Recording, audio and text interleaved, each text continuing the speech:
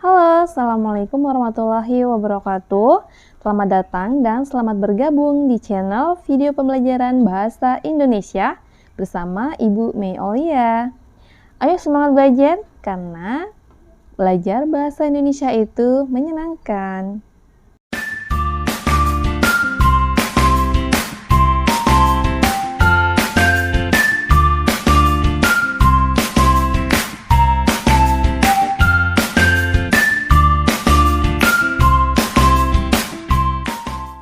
Pada pembahasan video kali ini, yaitu kita akan mempelajari menelaah laporan percobaan. Menelaah merupakan kegiatan mengamati dan mengkaji kesalahan-kesalahan isi, struktur, dan tata bahasa teks. Jika kalian menemukan kesalahan dalam teks laporan percobaan, maka yang harus kalian lakukan adalah segera melakukan perbaikan teks tersebut. Masih ingat tentang struktur teks laporan percobaan? Itu terdiri dari yang pertama ada judul percobaan. Judul adalah garis besar atau gambaran umum dari laporan percobaan. Judul harus mencerminkan isi dari laporan percobaan yang dibuat. Kemudian ada tujuan percobaan. Tujuan percobaan yaitu maksud dilakukan suatu eksperimen atau percobaan. Tujuan ditulis secara jelas dan lengkap. Kemudian kajian teori. Kajian teori adalah landasan teori yang mendasari percobaan yang dilakukan. Kajian teori dapat dicari pada sumber belajar atau buku-buku pelajaran atau sumber-sumber valid dari internet.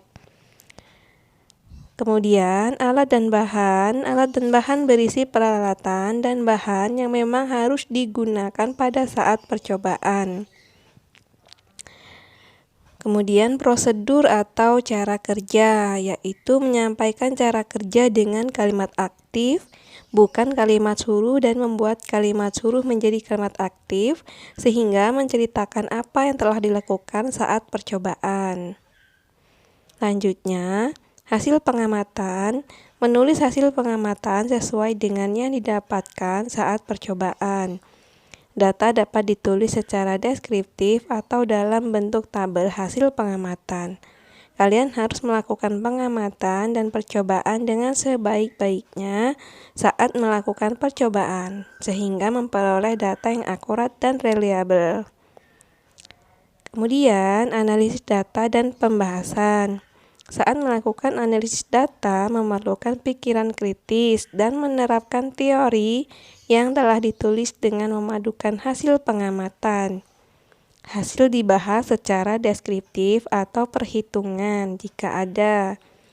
Cara melakukannya dengan menerapkan konsep yang ada dengan menggunakan teori dan tinjauan dari berbagai sudut pandang. Tiap hasil yang didapat dibahas secara detail untuk memperoleh kesimpulan yang benar. Kemudian, kesimpulan dan saran. Menulis kesimpulan dengan ringkas sesuai dengan tujuan percobaan. Apa yang ingin dicapai saat percobaan merupakan sebuah kesimpulannya.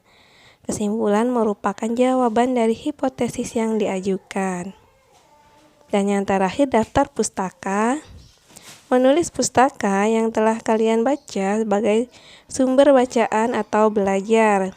Penulisan daftar pustaka mengikuti pedoman yang telah diberikan, yaitu nama pengarang, tahun terbit, judul buku, kota penerbit, dan penerbit.